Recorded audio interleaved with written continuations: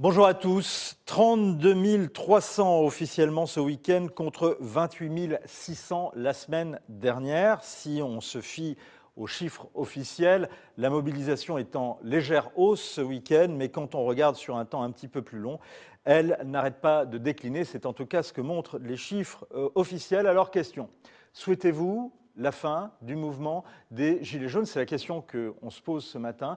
Et voyez, c'est la question également qu'on vous pose sur Twitter. Vous pouvez continuer à voter et à commenter sur Twitter, donc hashtag Figaro Live, hashtag les décrypteurs.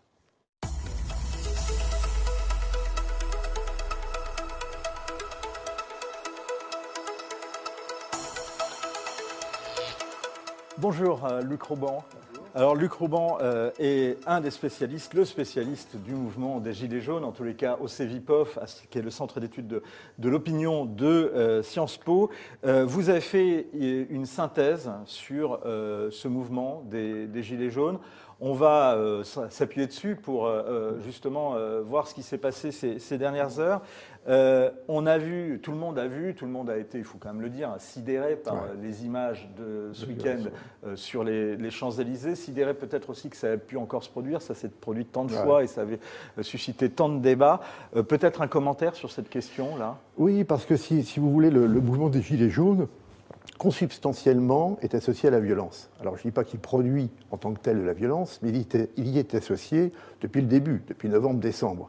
Donc c'est là quand même une des caractéristiques de ce mouvement qui se différencie quand même très clairement de mai 68 et d'autres mouvements sociaux plus habituels. Ah, mai 68, il y avait quand même de la violence. Oui, mais peut-être pas aussi systématique. Déceler des pavés pour les envoyer sur les CRS, c'est quand même quelque chose qui date dans l'imaginaire de mai 68. C'était de la contestation contre l'autorité, contre l'État, contre De Gaulle, contre le gaullisme. Mais là, on a quand même un mouvement dont la violence est plus ou moins,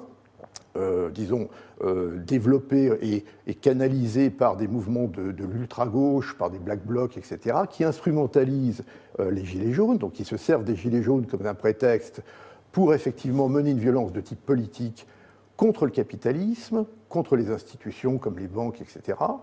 Et en même temps, cette instrumentalisation est double, parce que vous avez de l'autre côté des gilets jaunes qui sont très ambigus, c'est-à-dire que vous avez grosso modo trois groupes de gilets jaunes. Vous avez ceux qui refusent totalement la violence et qui la récusent.